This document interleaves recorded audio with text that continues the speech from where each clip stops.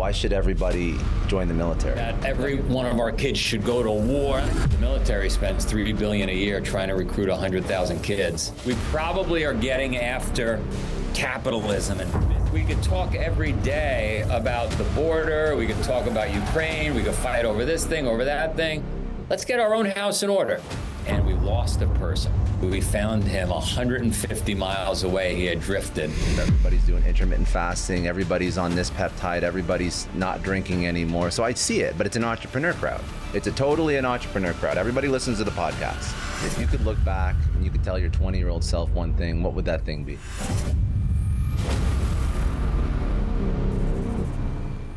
Welcome to Success Story. I'm your host, Scott Clary. The Success Story podcast is part of the HubSpot podcast network. They supported the show for over 2 years now, and I've used HubSpot for the majority of my professional career. One of the most useful tools that is included in the HubSpot suite of products is Sales Hub. Sales Hub is an all-in-one platform built with the tools and insights that you need to communicate on a personal level with every lead, every prospect, every customer. It doesn't matter what kind of business you're building, Sales Hub makes it easier to close more deals and drive more revenue. If you're looking for a better way to acquire customers, and we all are, because that is the lifeblood of our business. If you're looking to make smart, data-driven decisions, increase visibility, productivity, predictability of your revenue, you got to look at Sales Hub. It can organize and sort deals in your pipeline. It creates reminder tasks for your most important deadlines. It manages leads. It automates outreach. It tracks and closes deals all in one place. And on top of that, it's free to get started, and it grows with your business as it scales. There's 1,300 integrations and a ton of valuable add-ons. Customize it exactly to your needs. With Sales Hub, closing deals is no longer a big deal. Go to HubSpot.com/sales and try it for free.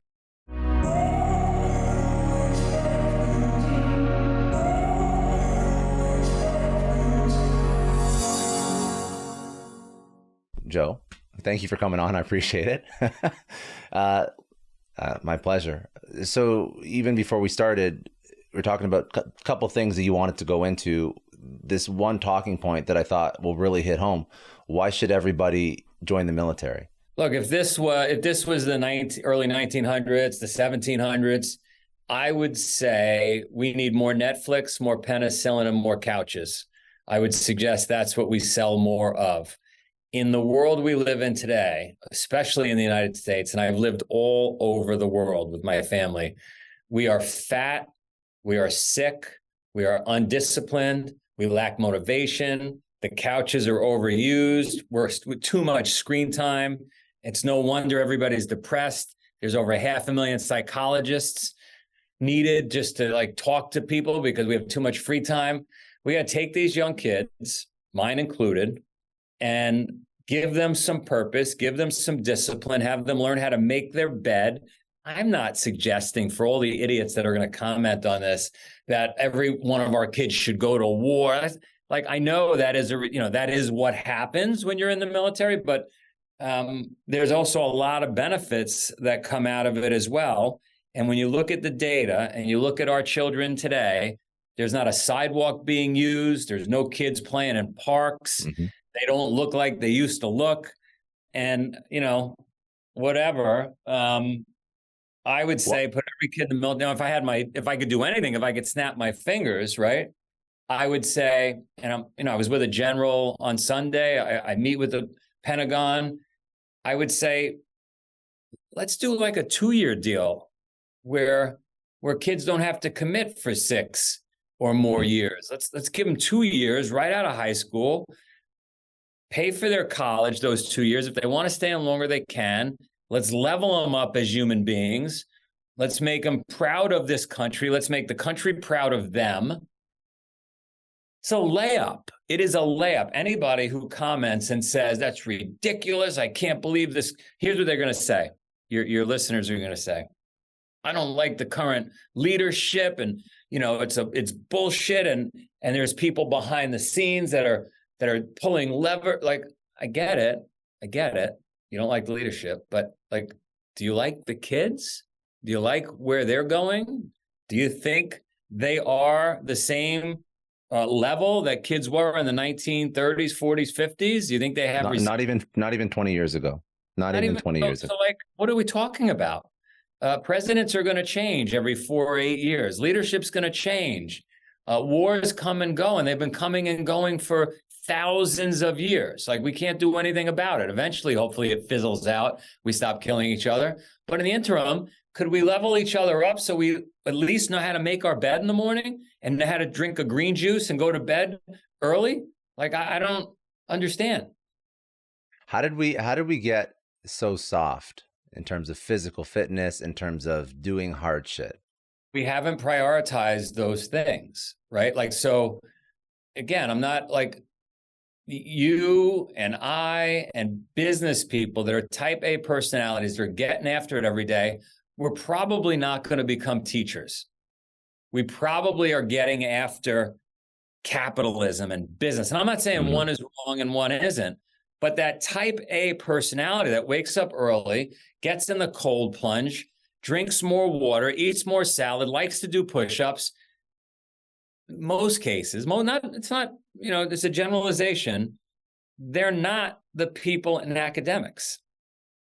Sure, there's a PE teacher here and there, but and so what happened when there was like a budget shortfall? Get rid of PE. Because the people making the decisions didn't do push-ups to begin with. So they didn't prioritize. They didn't optimize for that. More math, less push-ups. I get it. But when you look at the data and you look at the science and you look at our biology, actually, if you take kids and you have them do more PE and a little less math, they actually do better in math. It's no surprise that if you move blood around, the brain gets a little fresh blood. It's a little easier to understand the math. If you sit there all day and you're loaded up on ice cream and garbage and you didn't get any sleep last night and you don't do any physical fitness, math becomes a little more complicated. And that there's a whole bunch of things that come from competitive sports that help in the business world and the career world and in life. Like, everybody who I know that is killing it at business played some sort of competitive sport growing up. And I'm a CEO. I'm a founder. I know a lot of founders. I worked for a long time on Wall Street. Companies love athletes. You hire an athlete from a good school. They've proven that they've got perseverance. They've proven that they understand teamwork. They've proven that they can go through tough times, good times. So how we don't have a mandate in this country, like JFK tried to do, presidential fitness, whatever, Obama did their thing, whatever, but it's all bullshit, because we could talk every day about the border. We could talk about Ukraine. We could fight over this thing, over that thing. Let's get our own house in order. Yeah. Start by making everybody do 30 burpees in the morning, take cold showers. Let's start with that. It's funny. So the lens that we look at life through, like the lens of somebody who is in the gym, is waking up early, is committing, played sports, whatever, that lens skews our perception. And I was listening again to some of your origin stories and how you assume that something like 50,000 people would love doing all these endurance sports and going on these multi-mile hikes and runs and swims and whatever. And that's not the case, or that wasn't the case initially. That's actually what really hurt when you were trying to build out Spartan, like in its first couple of years. And I think that we don't realize how bad it's gotten, because the people that can change and the people that do have the the positions of power, the people that do have the positions of influence, they're all type A personalities. So their reality is not the reality of the average person who's overweight and depressed and sad. And I don't think they realize it's as big an issue as it really is in the US, especially. And you see that more when you go abroad. You see that more when you go to Europe. I don't spend a lot of time in Asia, but you see that, I'm sure, when you go to Asia. I told you, I lived all over the world. And every time I came back to any city in the United States, when I landed in the airport, didn't matter what city, everybody's 3 times the size. The drinks are 3 times the size. The amount of food being served is 3 times the size. The amount of steps being taken are 3 times less. We are fat, sick. And by the way, we're so smart as Americans that now we're putting fat, unhealthy people on the cover of magazines, and we're showcasing that as okay. Mm-hmm. We are idiots. We're idiots. And I'm not taking shots. I'm just saying Don't normalize that. Normalize what it means to do the work and be fit. Mm-hmm. It's a symptom of a lazy generation. It's people don't want to do the work. They want handouts. They don't want to put in the hours. I didn't know. I'm sorry, I'm all amped up on this. No. I love it because we're kindred spirits. But I mean, it's something that has to be said. Because I didn't know this. Everybody listening, listen up. The human brain it is more motivated to avoid discomfort than it is to chase sex or food or drugs or rock and roll. It's the number one motivator for a human being is the avoidance of discomfort. You go to bed, you say you want to work out in the morning, you wake up and you want to make some coffee, you want to just scroll on your screen. That's your brain trying to avoid the hard work of working out because you're going to expend energy, and that's dangerous for the brain. 5,000 years ago, expending energy without knowing where your food was coming from was a dangerous thing to do. Our legacy hardware and software has not changed in these 5,000 years. We are still being protective of doing hard things, eating high caloric foods because we don't know when we're going to get our next meal. It wasn't designed for this world we live in where we have, 5,000 calories at our fingertips all day long. And we have couch, like there's no danger in going to the gym. There's no danger in taking a cold shower. There's no danger of running outside while it's raining. You're not going to drown. So yeah, it's not the next generation. But how do you fix it? I know your story. Maybe give the listeners a little bit of background of where you came from. And I thought it was interesting because even when your mom adopted an early healthy new age lifestyle when you were growing up, that was so against what you knew. And I'm curious how, even though there was such a knee-jerk adverse reaction to when your mom adopted that lifestyle and brought it into your house, you still ended up pursuing a path of health, wellness, fitness. So you've been exposed to both sides of it. You've obviously adopted this lifestyle and you've built a business around it. Can you sort of connect the dots going backwards as to what turned you into who you are now with all the different experiences that you had growing up? I created a video yesterday. We'll just send them to that. I created a video yesterday and I was thinking, everybody needs to understand what I'm about to say, which is, how did you get your operating system, your lifestyle, whoever it is that's listening, how did you get to where you are, the way you sleep, the way you live, the way you eat? How did you get there? Most of you didn't have the advantage I had, which was my mom. And we'll go into that in a second. Most of you, including me, right? We got bombarded with advertisements, with companies wanting to sell us stuff, with somebody really smart on Madison Avenue coming up with a TV dinner or an advertisement where doctors promoted cigarette smoking or, baby formula rather than breastfeeding because breastfeeding was barbaric. Most of the things we learn from companies and commercial advertisements, right? Phones, like that's where we get our information from. We're not sitting around the way our ancestors did with a shaman, somebody in a teepee, some ancient Chinese medicinal doctor in China teaching us the way of the world and how to operate, right? We don't learn that way. We don't operate that way. Now, my mom, living the traditional commercial lifestyle, smoking cigarettes, and we were eating raviolis, and men that were 50 are smoking cigars and fat and soon to be dead. She walked into a health food store in the 70s and she wanted to save her mom. Her mom had cancer. And she ran into a yogi who didn't learn it the way I just described. He didn't learn it from billboards and magazines and Instagram. And he said, you're living all wrong. You want to save your mom. You're living all wrong. You got to meditate. What's meditation? You got to do yoga. What's yoga? You got to become a vegan, eat more salad. What's that? Why? You got to run. This yogi believed in long distance running. And so my mom soaked it all in, came home, threw out the sausage and peppers, much to my grandfather and I's frustration. I remember the day. And completely changed her life around, and anybody else you can convince to change their life. And so This I was didn't the want 70s too.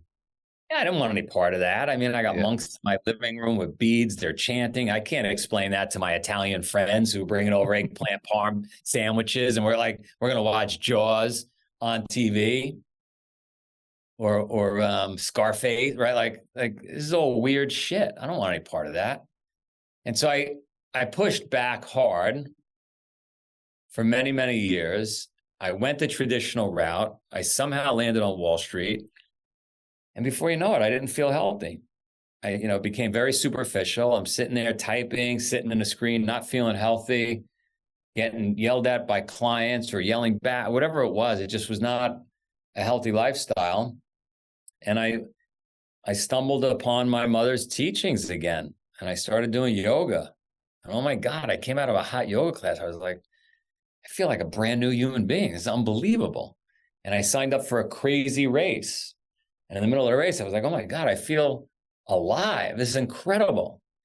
And I did more and more and more of it. I have a very addictive personality, and I went crazy with races all over the world. And I wrote people in, friends and family. I lied to them. I said, hey, come this weekend.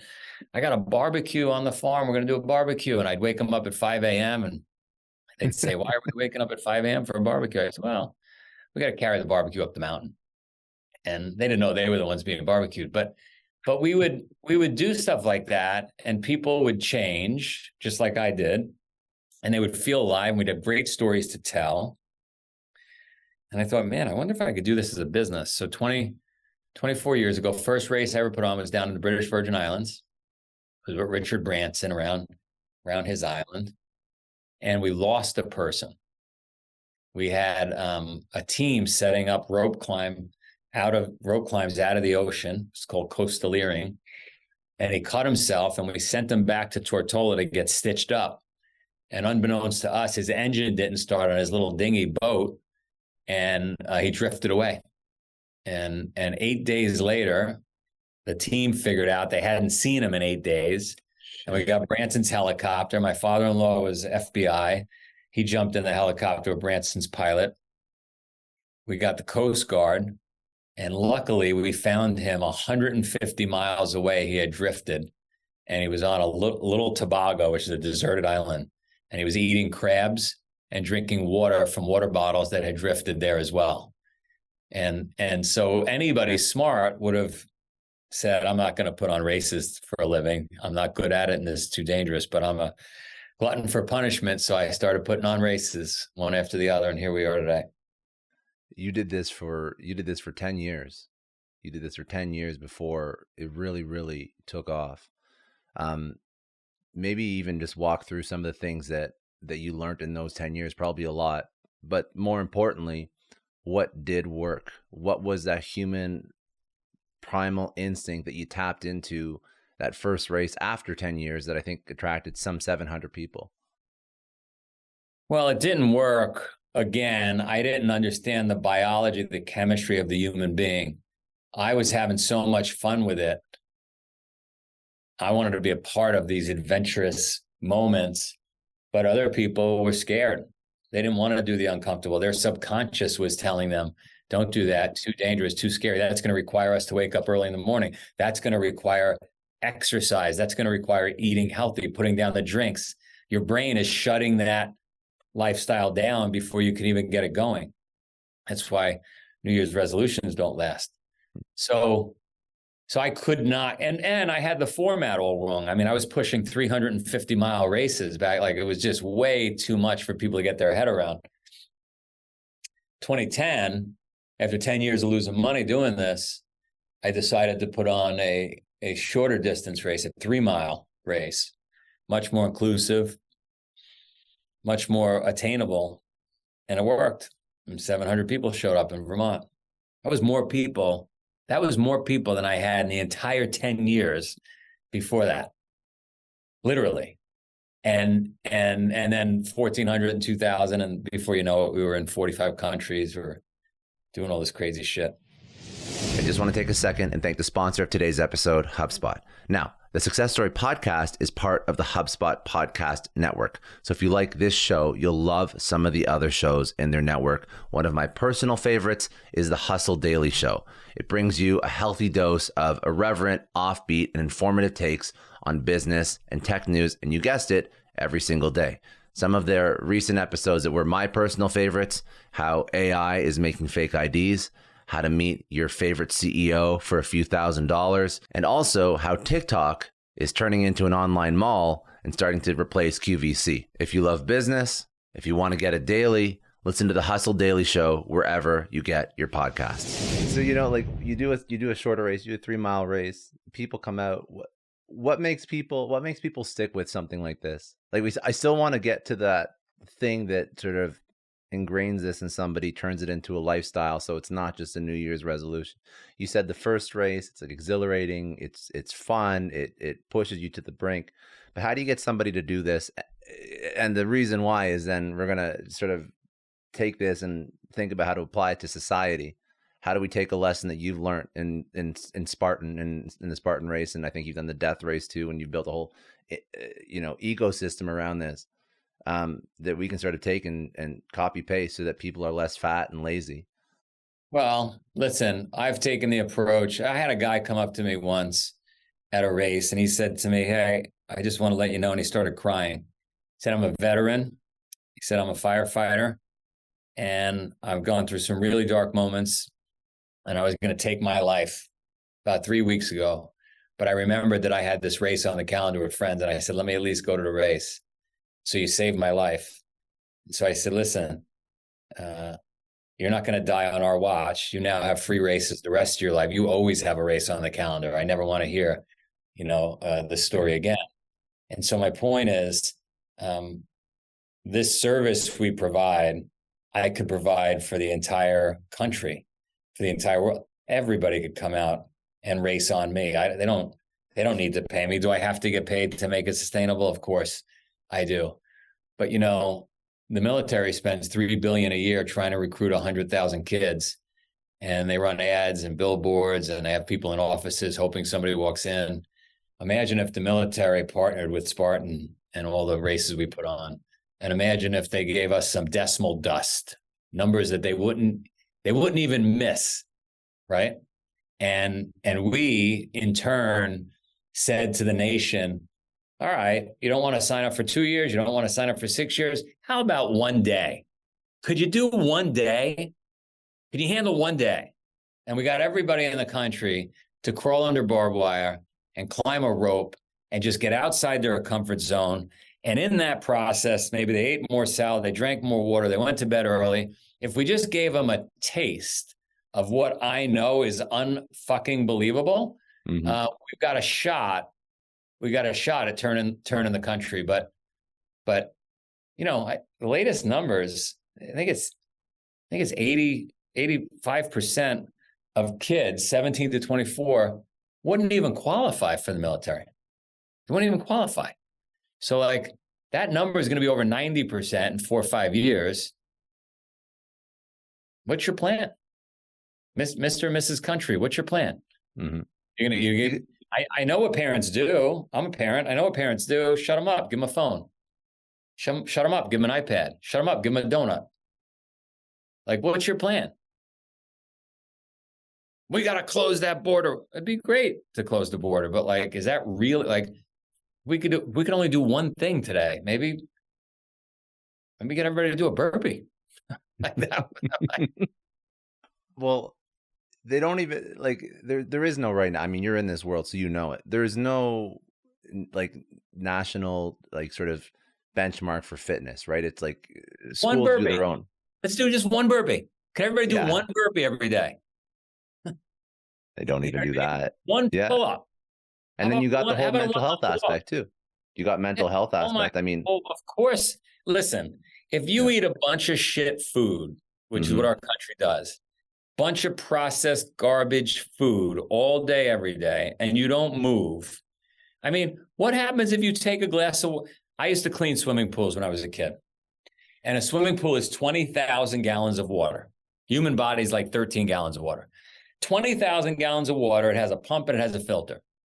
Imagine if in your swimming pool, you got one in your backyard, it's 20,000 gallons. Imagine every day if I came by and I dropped French fries, hamburgers, donuts, and coffee in the pool. The pool would be pretty green pretty quickly, especially, by the way, especially if I turned the pump off and I stopped running the pump and filter. So now I'm dumping all this shit in your pool every day. I turn the pump off. That's 20,000 gallons. You're only 13 gallons. You got a pump and a filter too. Your pump and filter is shut off because you're not moving. Mm-hmm. You're stuffing all that shit in your face every day. What's your pool look like? You think you're going to be depressed? Of course you're going to be depressed. Your brain is swimming around in a bunch of black crud. Mm-hmm. Sorry, I'm on fire today. I'm like a madman. I don't know what's going on, but I'm pissed. No, well, listen, dude, it's better to be pissed than to not give a shit. I mean, I give a shit. I know you do. Shit, and I get so friggin' upset. There is not a person in the world that could email me. I give everybody my email, joe@spartan.com. Hey, Joe, love to do your race. Don't have any money. No problem. Race on me. I'll let everybody race. I don't care. Right. But no, I can't be. I got whatever the excuse is. Yeah. I can't. I'm going to get fit once I have more time. I'm going to start eating healthy once what's the excuse now? You all work from home. Everybody works from home now. You don't have time? It's just bullshit. It's people that they don't want to commit to it. I mean, it's easy when you've been doing it your whole life. Like I said, like the lens that we look at life through is very different. Not to say that it's hard to start, but I mean, for us, it's just maintenance. For us, it's easy. For us, it's routine. And it's like that. You have to like break people's shitty routine and shitty habits so they get into it.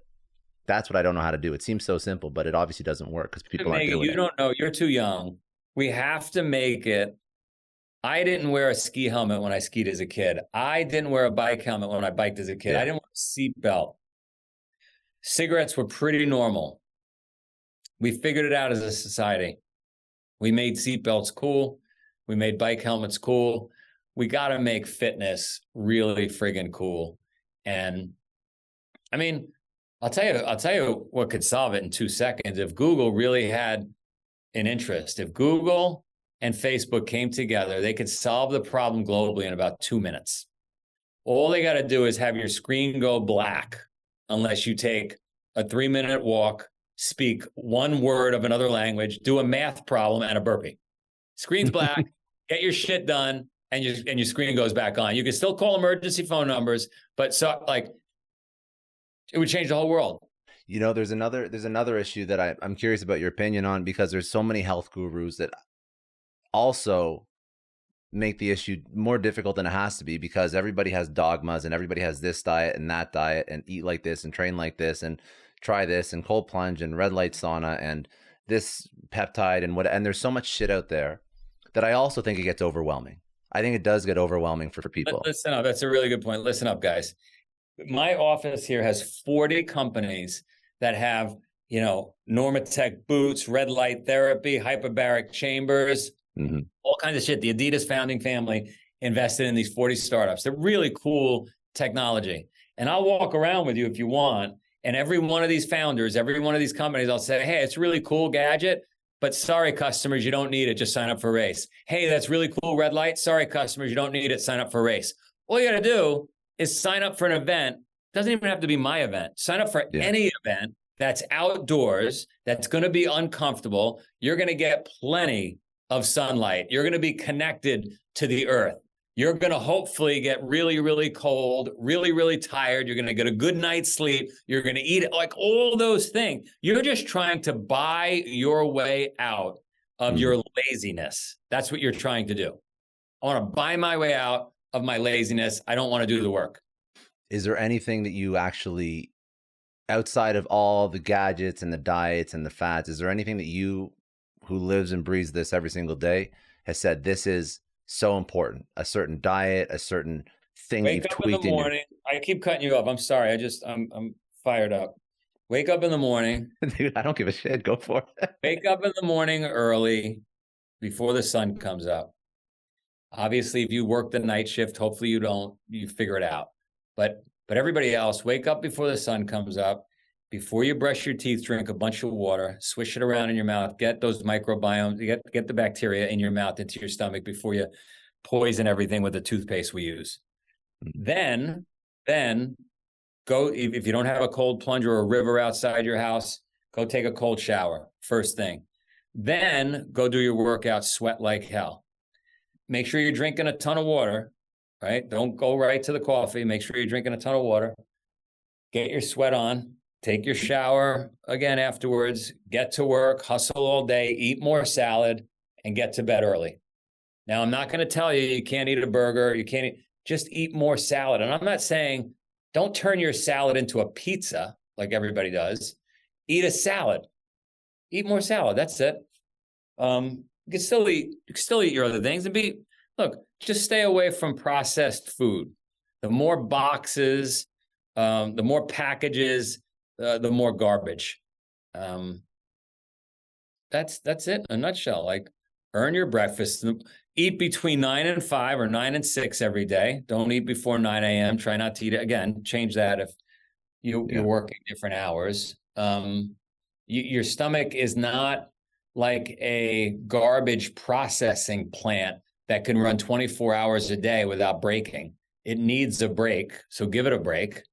And, I do believe in some vitamins. And the reason I believe in them is, we own a farm in Vermont, and the soil on the farm, it's not nutrient dense. I had to go get seaweed. I had to load, cow manure on the farm in order to get it to be nutrient dense. And so the food we're eating, even the salads we're eating these days, they don't have the same nutrients that we had 100 years ago. So you do need those vitamins, those supplements. That's what I believe. Everybody says, like, when they go to Europe, they eat anything, they don't put on weight. When they come back to the US, they eat nothing and they put on weight. So there must be some truth to that it's just completely. Listen, you and I started a company. We started a company today. We're in the food business. We got a contract with the government. We're going to feed half America. We're feeling really good about it. You and I take the company public. We're crushing it. We sit down for our quarterly meeting with our investors. We're like, if we change that one ingredient, we could save $4 million a year. I'll probably change that ingredient. If we bring in that food scientist and he sprinkles a little bit of magic dust on these chips that we make, people are going to eat 5 times as many. We're probably going to do it. So even with the most altruistic intentions you and I had when we started our food company, once we're being measured and held accountable by investors in the system that we live in, we start making decisions that, again, are not driven by the ancient Indian grandfather that knew how to live, or grandma out of China that studied holistic medicine, or Japan, or you name it. We're driven by business. We got to make money. So what does that mean for the average person, though? That just sound like doom and gloom. Well, that means that the average person, if they're not awake and aware, is eating Velveeta cheese and scrolling on their phone and not moving. So wake the fuck up, right? And start moving and start eating healthy, and beware that just because it's on a shelf doesn't mean it's healthy. Just because it's in front of you and you see other people doesn't mean it's healthy. How would my kid know? My 16-year-old last night, every night, he's doing business, so I can't really complain. He's got this little business where he's buying and selling used wrestling gear, which is absolutely insane to me. But so he's got an answer for him. Dad, I'm doing business. But I'm like, how would he know that it's not good to be staring at the phone? Like, how would he know? He didn't sit in a teepee with me and my wife one day where we laid out the way, the optimal way to live. He's just looking around him. He's seeing his friends. He's reading advertisements. And this is the way he lives now. So that whole generation follows suit. I have to ask you, because I'm sure most people around you are very healthy, very fit. They're probably people that are like very similar to you, but I'm very curious why they're not. No, I was gonna ask you why you're so fired up, because I would have assumed your day to day you're around people that are living the same lifestyle. I fight with my family every day. I fight with everybody. I fight with friends. Sometimes I'm walking in the street in Boston pre-pandemic. I'd see somebody drinking a soda. I take it out of their hand. Like, I try by the way, I make mistakes too. I'm not, by no means am I perfect, but you'd have to, like, where would I find those people you just described to be around me? Like it's a pittance. Whole Foods exists, but that's Yeah. a tiny number of people that shop there. It's so wild to me because I notice even people in my circle, like they're trying to be healthier. Everybody's doing intermittent fasting. Everybody's on this peptide. Everybody's not drinking anymore. So I see it, but it's an entrepreneur crowd. It's a totally an entrepreneur crowd. Everybody listens to the podcast. So I'm biased. You're in a bubble. You're living I know in a I bubble. am. Yeah. I know. And that's not the reality of most people. Do you drink or no? I'm Sunday, I was with a very high-ranking general who's in charge of all Special Operations Command, and they did a toast for a couple of Navy SEALs that just died, and I did the toast with them because it was the right thing to do. But no, I don't drink. I want to switch gears for a second and just pick your brain about some of the stuff you've done with your own brand, because you've built a really good one and you've had a podcast, or you still have a podcast. You've interviewed 600-700 people, like a lot of people. You wrote a book. What are some of the lessons that you've learned when you've been building out your own brand? What has it done for you? How has it helped? I know you're doing a lot of this during COVID too. You're doing vlogs and whatnot. So give a rundown on that, because you've done this at an amazing scale. People can learn from you too. Yeah. So everybody wants to build a personal brand. You got to write a book. You don't have to charge for the book. You don't have to get it published. You could give it away for free. How do you write a book? Write a page a day. Write 1 page a day. Go back after a year, you got 300, edit it, shrink it, whatever. But everybody could write a page a day. Today with AI, you could probably write 2 pages a day. So it's so easy. You just go write on a book a day if you're not careful. Yeah. You write a page a day. And the reason you need a book is because you got to believe in something. You got to stand for something. What's that philosophy you have? Why are you doing what you do? And it gets you airtime. It gets you the ability to talk to folks, to become interesting, et cetera. So you got to have a book. Podcast is great for me because I learn stuff. Talking to you, I learn, right? Hopefully you talking to me, you learn. And so selfishly, really good for me to have the podcast. I don't really have a lot of time to do the podcast. I kind of squeeze it in.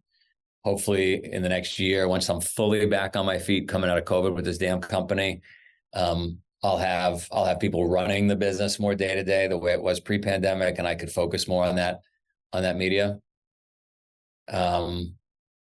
Make videos, that was a mistake I made. I started doing this a long time ago. I could have been massive on social media, but my instinct in 2007 was, you know what?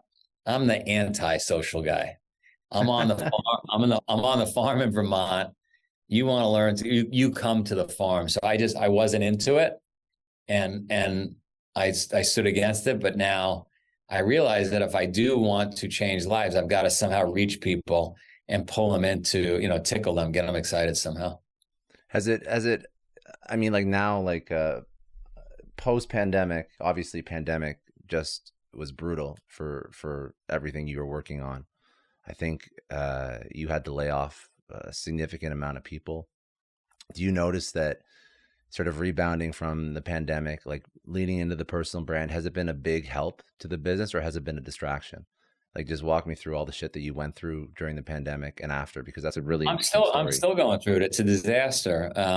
I sold $50 million worth of tickets by the time the pandemic hit and shut the country down. I already sold $50,000, 500,000 tickets. I couldn't deliver on those tickets because every race around the world got shut down.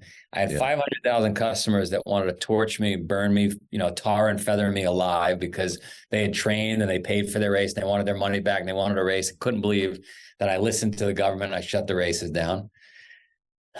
I did the right thing. I gave everybody 2 tickets. I said, when the world opens back up again in 2 weeks, 4 weeks max, everybody will get 2 races for every 1 race. Took me 2 years to get the races opened again. What I failed to realize was that I gave away $100 million worth of tickets. So when the races opened back up, the first $100 million in revenue didn't come in. Those were all free. That was a disaster. So I had accumulated all these bills and all these, headaches during those 2 years that then I had to contend with starting in 2023. last year, the Wall Street Journal called, and I think it was August, and they said, hey, we want to do a story. We heard you're having a tough time paying your bills. We'd like to do a story on the cover of the bankruptcy section of the Wall Street Journal. I said, oh, that's great.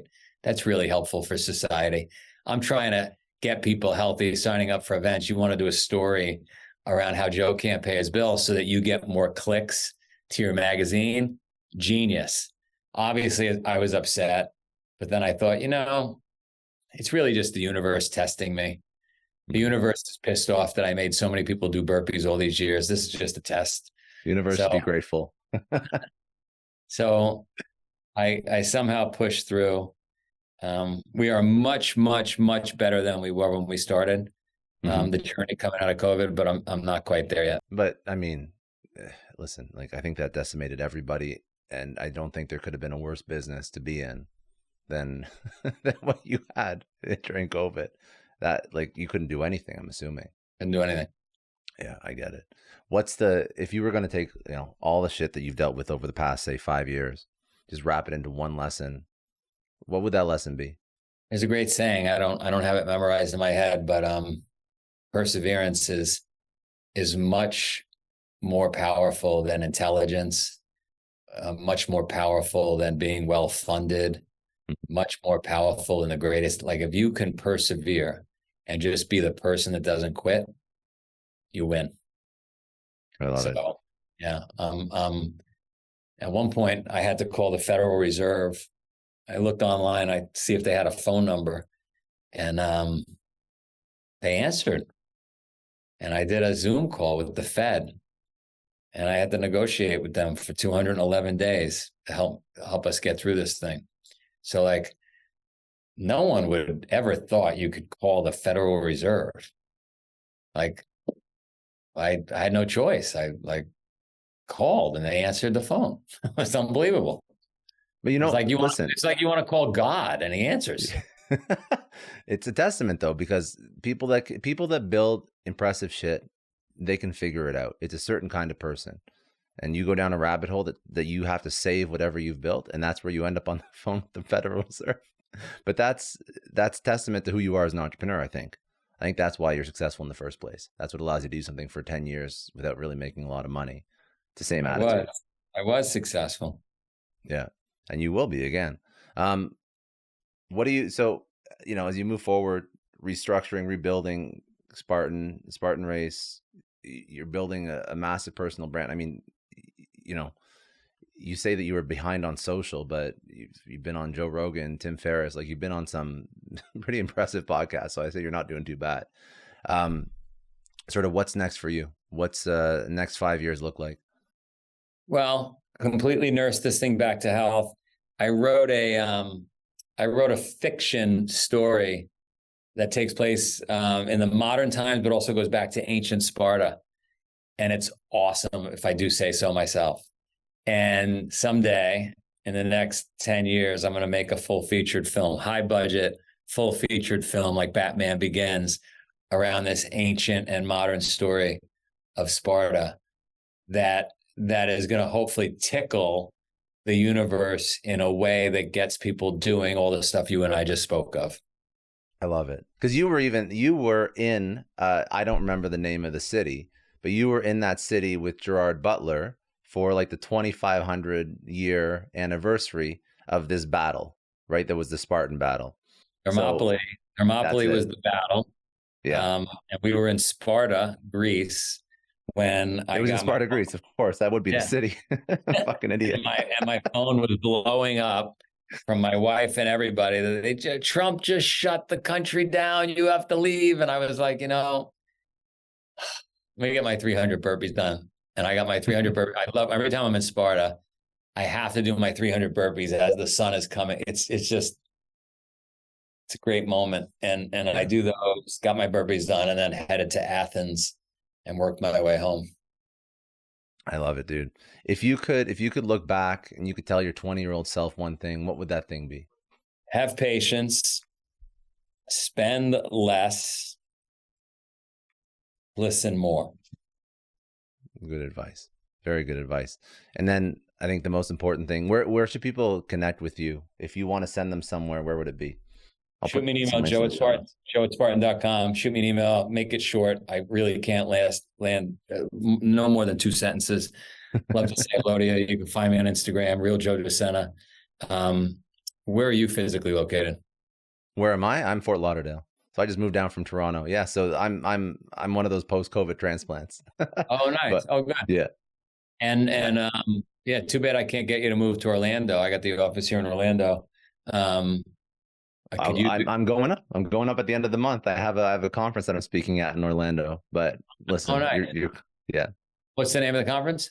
Podfest. So I'm doing a panel there. Funny enough. And yeah. Where is it in Orlando? At the Wyndham.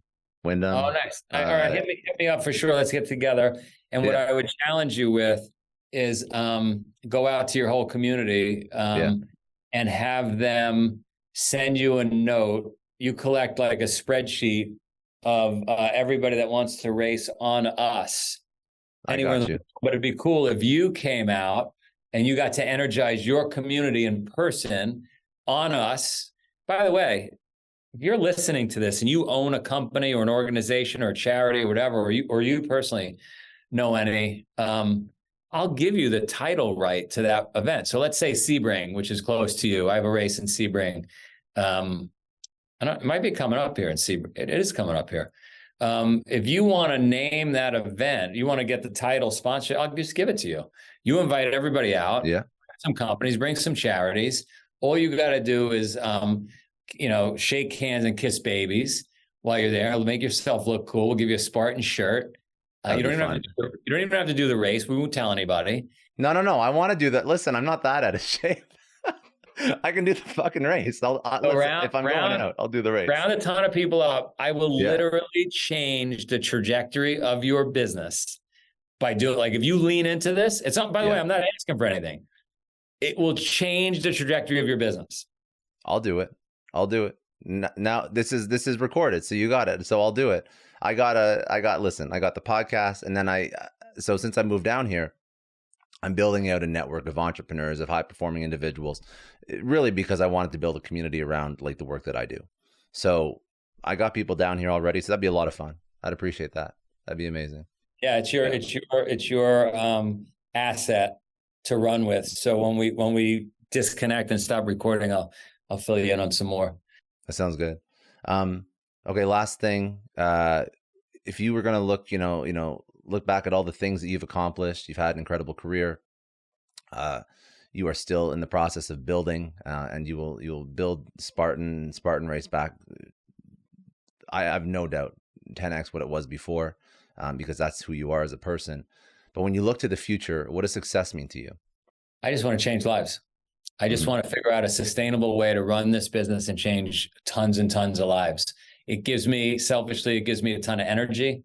It gives me satisfaction. It's a great way to get paid. I feel good about it. I can't even imagine if I was selling handbags or cigarettes or anything that, most of us have to sell to put food on the table. I get to do this. And so I just want to do it more.